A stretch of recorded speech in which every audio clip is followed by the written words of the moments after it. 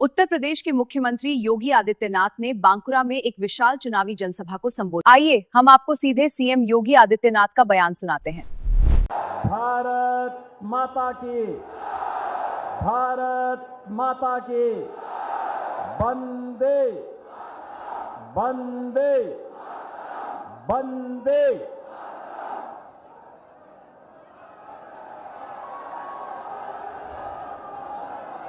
आज की इस चुनावी सभा में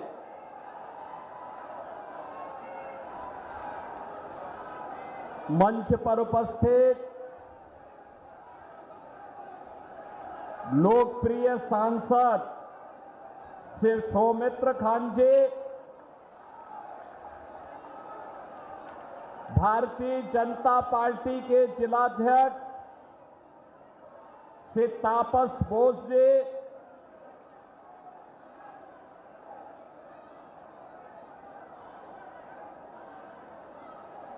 हमारे सोनामुखी से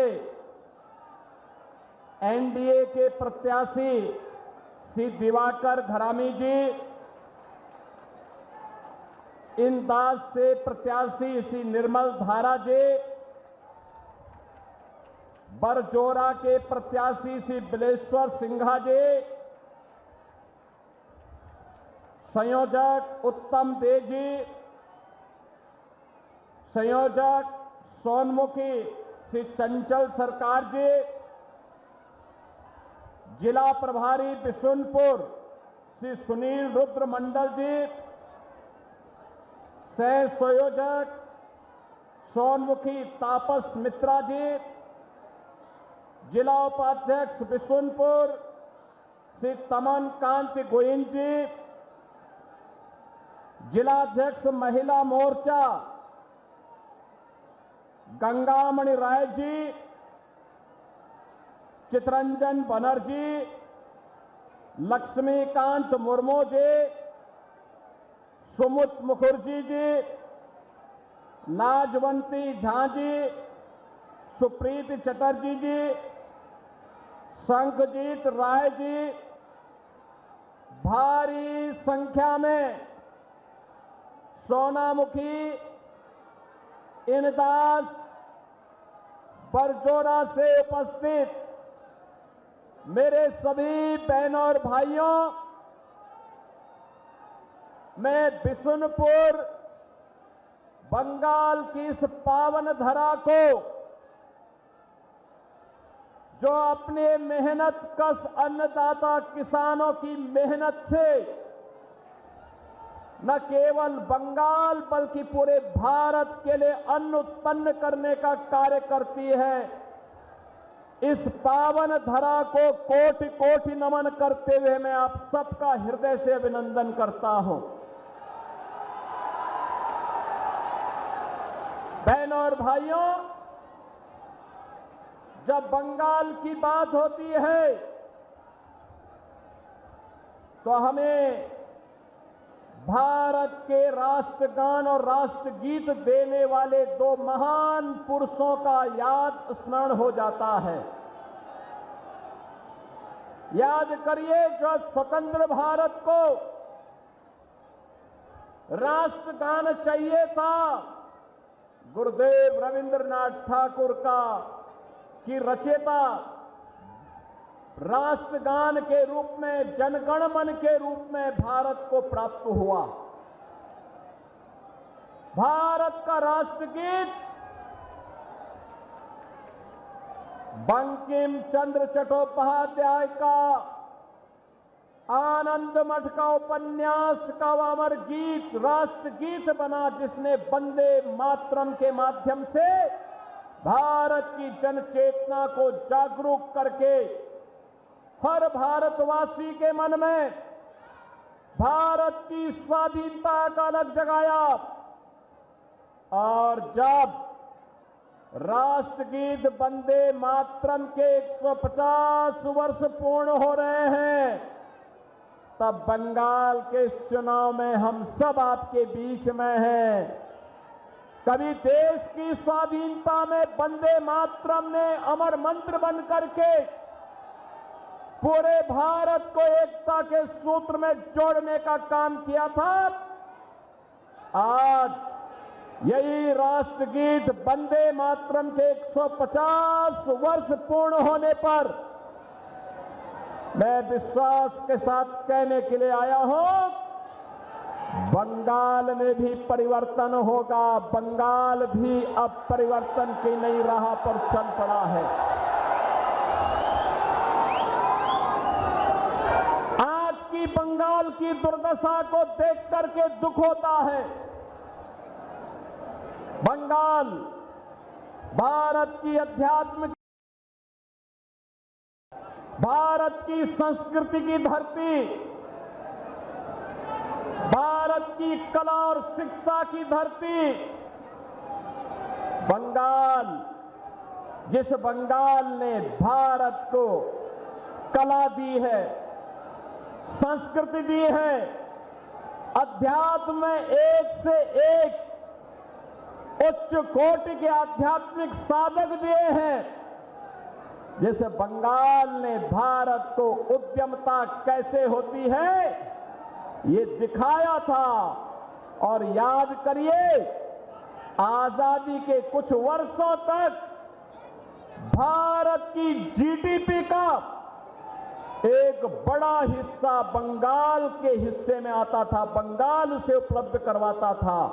अपनी उद्यमता से, अपने परिश्रम से, अपने कल कारखानों से, अपने युवाओं की प्रतिभा से, अपने श्रमिकों के श्रम से आज वह बंगाल पहले कांग्रेस ने, फिर वामपंथ ने और अब टीएमसी पिछले 15 वर्षों से उस बंगाल को अब कंगाल करने की दिशा में आगे बढ़ाए हैं। बहनों और भाइयों, याद करिए, कभी देश की आजादी के लिए इस बंगाल की धरती से खुदीराम बोस ने हंसते हंसते फांसी के फंदों को चुना था।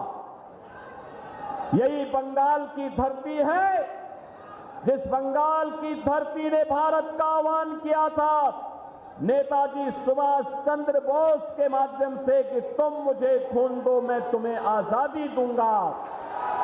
ये बंगाल की ही धरती थी। बहनों और भाइयों, बंगाल की धरती जिसने स्वामी विवेकानंद जैसा सन्यासी दिया, भारत का हर नागरिक, हर युवा जब भारत के अध्यात्म में जाने का प्रयास करता है, उसके सामने एक तस्वीर होती है, वह होती है स्वामी विवेकानंद की, रामकृष्ण परमहंस की।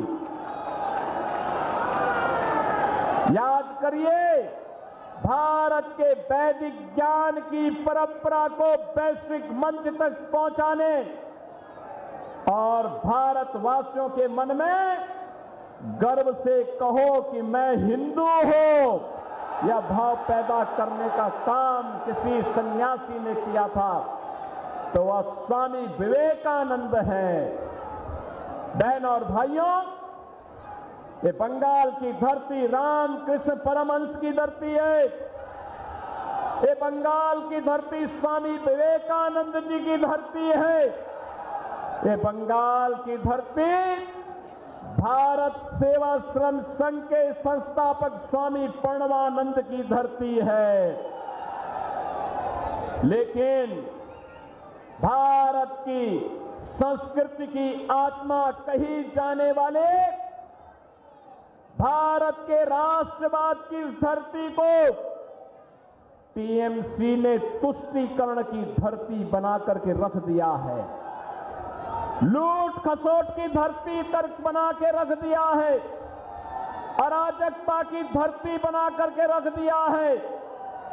बहनों और भाइयों, हम आपका आह्वान करने के लिए इसीलिए आए हैं, जैसे आज बंगाल में चल रहा है जो अराजकता है, जो गुंडागिर्दी है, यही गुंडागिर्दी, इसी प्रकार की अराजकता, इसी प्रकार की अव्यवस्था आज से 8 वर्ष 9 वर्ष पहले उत्तर प्रदेश में भी थी। याद करिए, भारत की सबसे बड़ी आबादी उत्तर प्रदेश में हर पर्व और त्योहार के पहले दंगे होते थे। महीनों महीनों कर्फ्यू रहता था, विकास के कार्य ठप पड़ गए थे, नौजवानों के लिए नौकरी नहीं थी, सत्ता के समानांतर गुंडे और माफिया वहां पर सत्ता का संचालन करते थे। और 2017 में भारत के यशस्वी प्रधानमंत्री मोदी जी के आह्वान पर उत्तर प्रदेश की जनता जनार्दन ने उत्तर प्रदेश में डबल इंजन की सरकार दी। डबल इंजन की सरकार, और डबल इंजन की सरकार आई। उत्तर प्रदेश में तुष्टीकरण नहीं बल्कि संतुष्टीकरण है। हर नौजवान, हर गरीब, हर किसान, हर महिला, हर श्रमिक, सबके सम्मान के लिए सरकार कार्य कर रही है। याद करिए, अब उत्तर प्रदेश में दंगे नहीं होते। नो कर्फ्यू, नो दंगा। यूपी में है सब चंगा। जितने माफिया थे वे सब माफिया जहन्नुम की यात्रा में चले गए। नहीं, अब कोई माफिया है वहां। अब कोई माफिया नहीं, कोई गुंडा नहीं।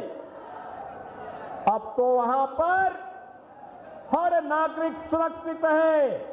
और सुरक्षा का एहसास देखना हो, आज उत्तर प्रदेश भारत की इकोनॉमी में ग्रोथ इंजन के रूप में अपनी भूमिका का निर्वहन करता हुआ दिखाई दे रहा है।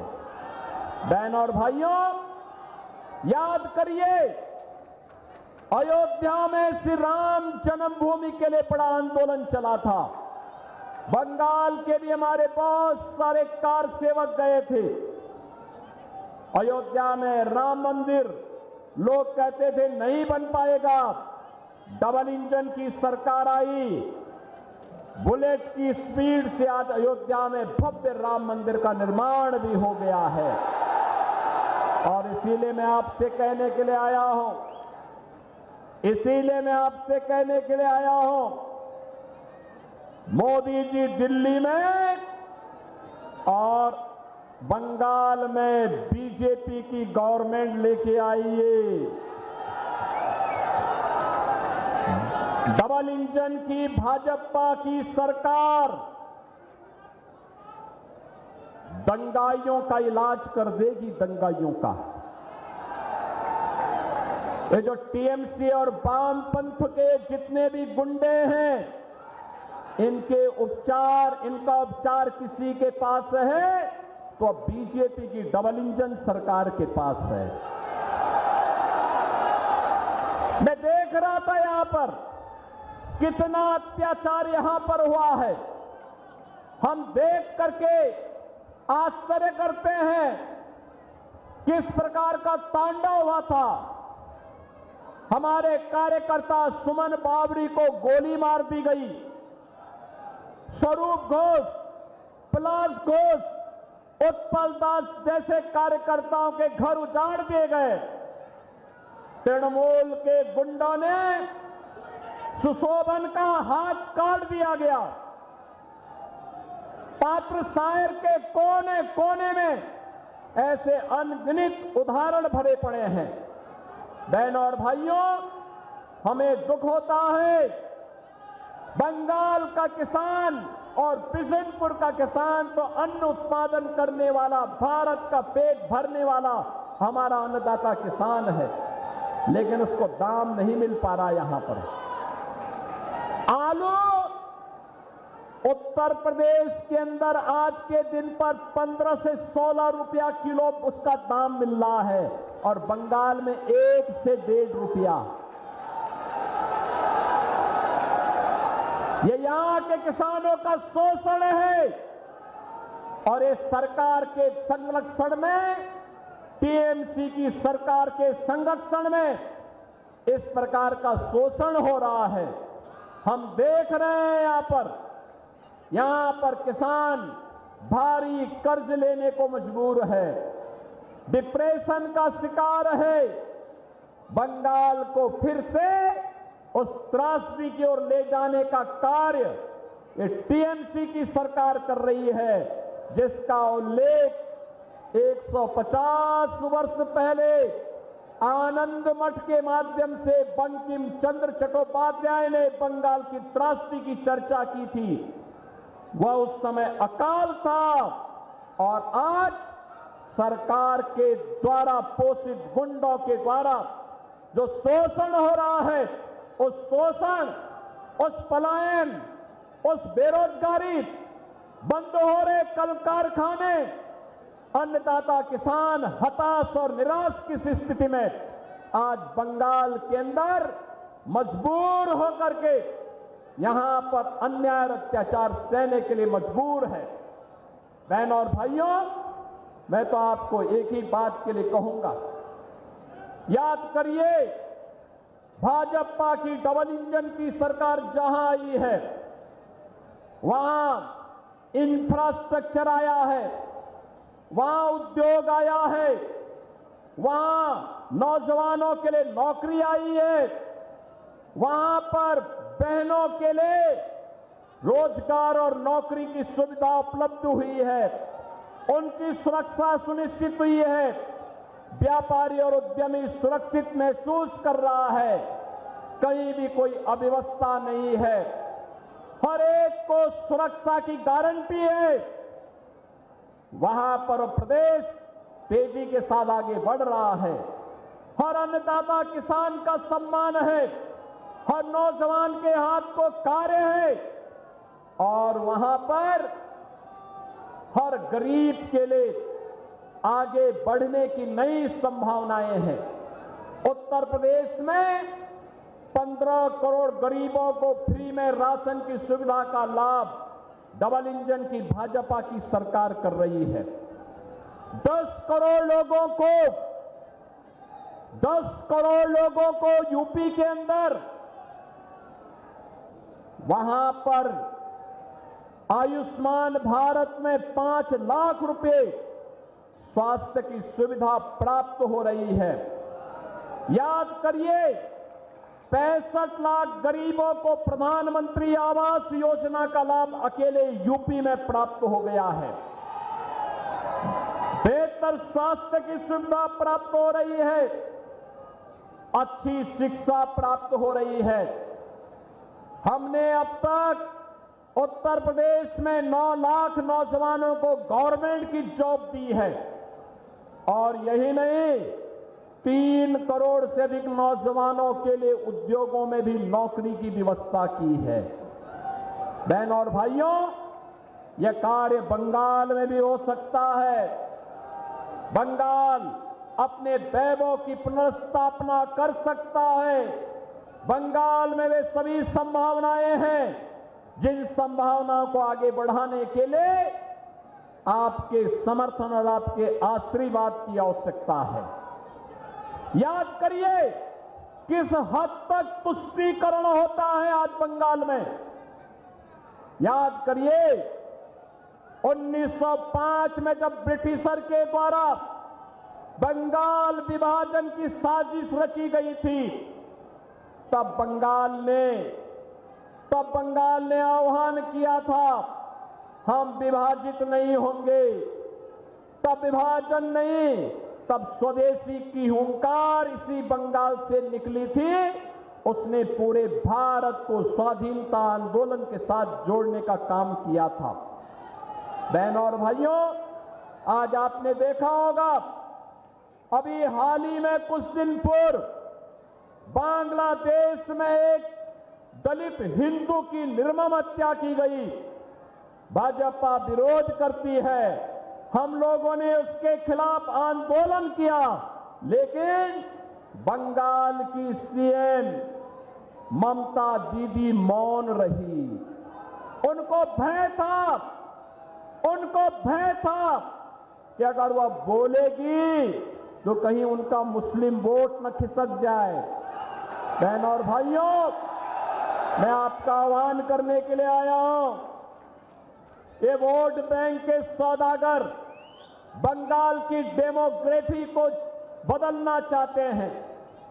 आपके पास वर्तमान का समय है और वक्त आपका आह्वान कर रहा है। आने वाली पीढ़ी के साथ कांग्रेस, वामपंथ और टीएमसी को खिलवाड़ करने की छूट मत दीजिए। ये लोग जब यहां पे मां दुर्गा की पूजा का आयोजन, नवरात्रि के आयोजन होते हैं, तब ये लोग उन आयोजनों के दौरान व्यवधान पैदा करवाने का कार्य करते हैं। अब हमें ये बातें स्वीकार नहीं करनी चाहिए, इसको बर्दाश्त नहीं करना चाहिए। और ये सबसे अच्छा वक्त है जब हम सब मिलकर के एक बार फिर से बंगाल को उसका पुराना वैभव फिर से आगे बढ़ाने का कार्य कर सकते हैं। और इसी का आह्वान करने के लिए मैं आज आपके बीच में आया हूं। बहनों और भाइयों, मैं तो आप सबसे कहना चाहता हूं कि बांग्ला और चुप थाकवे ना।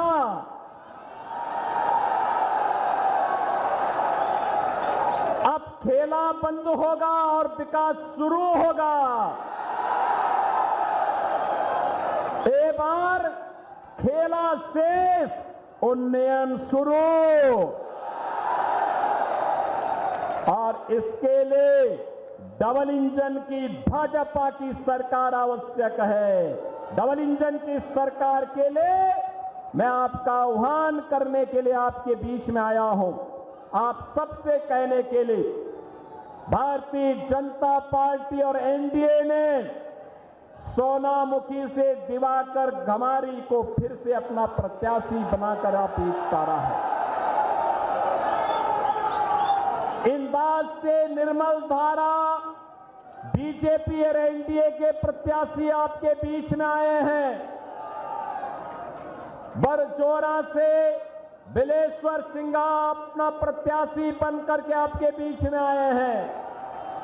आपका आशीर्वाद इन्हें प्राप्त होगा, आशीर्वाद मिलेगा। कमल चुनाव चिन्ह पर आशीर्वाद मिलेगा। दोनों हाथ उठा करके आशीर्वाद दीजिए, दोनों हाथ उठा करके।